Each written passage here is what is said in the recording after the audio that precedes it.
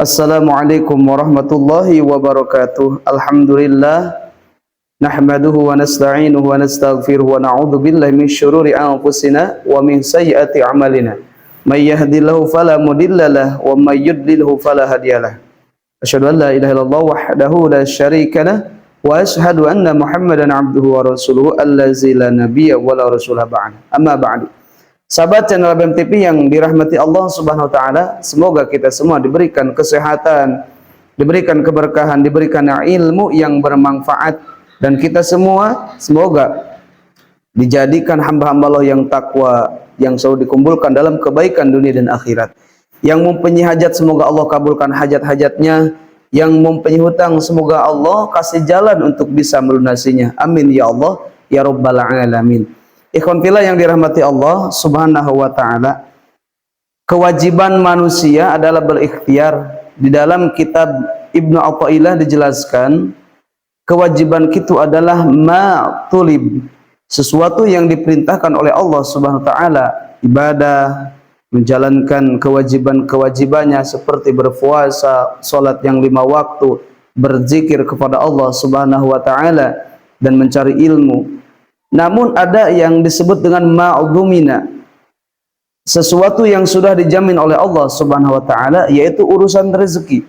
Urusan rezeki itu Allah sudah jamin. Jangankan kita manusia yang diberi akal, ya, yang tidak diberi akal dengan sempurna seperti makhluk Allah, mau hewan ataupun tumbuh-tumbuhan, Allah kasih rezekinya. Misal saya mau tanya tentang cicak. Cicak itu tidak bisa terbang, tetapi cicak itu memakan makhluk yang terbang, yaitu lalat, nyamuk. Itulah tanda bahwa Allah sudah mengatur rezeki untuk makhluk Allah. Semua makhluk Allah, Allah atur rezekinya. Maka Allah berfirman di dalam surah Hud, wa ma min dabbatin fil ardi illa 'alallahi rizquha.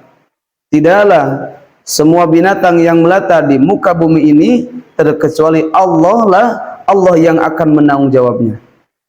Illa 'alallahi rizquha.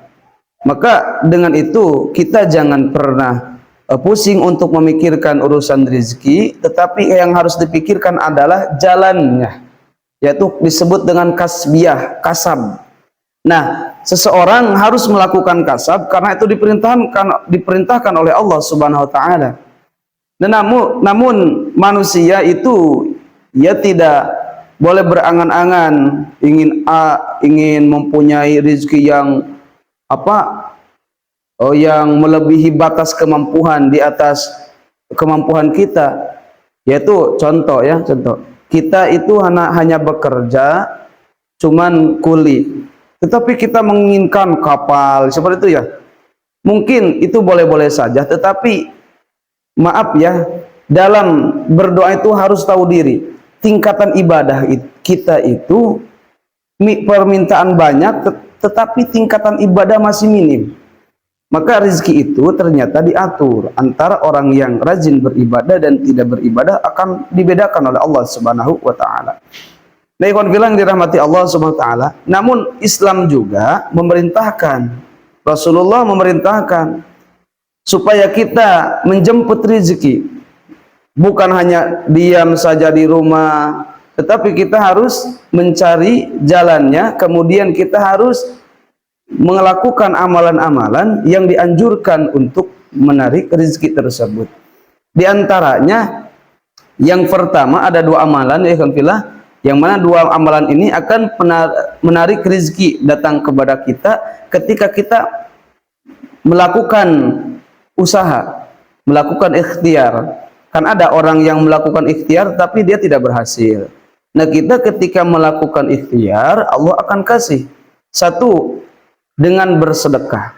Kita rajin berikhtiar untuk mencari nafkah, tetapi kita jangan lupa, jika punya uang maka kita bersedekahlah, karena sedekah itu adalah umpan.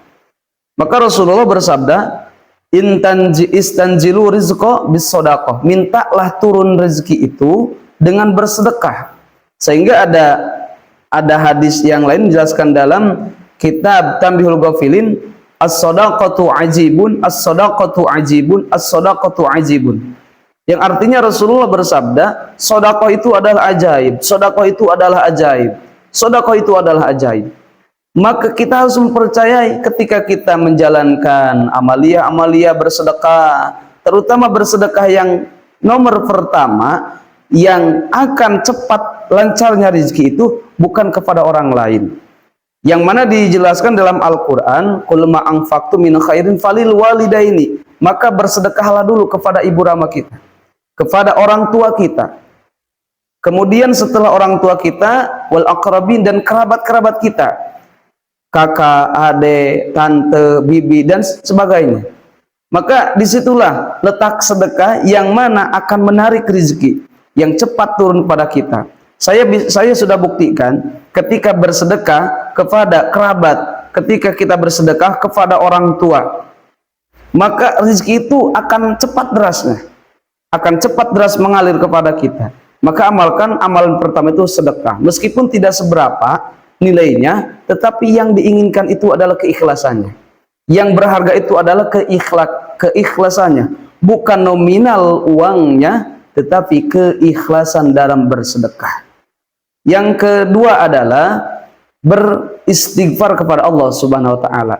Dijelaskan di dalam Al-Qur'an, orang yang beristighfar, kata Allah, yumati'nakum, Allah akan memberikan kesenangan dunia dan akhirat untuknya.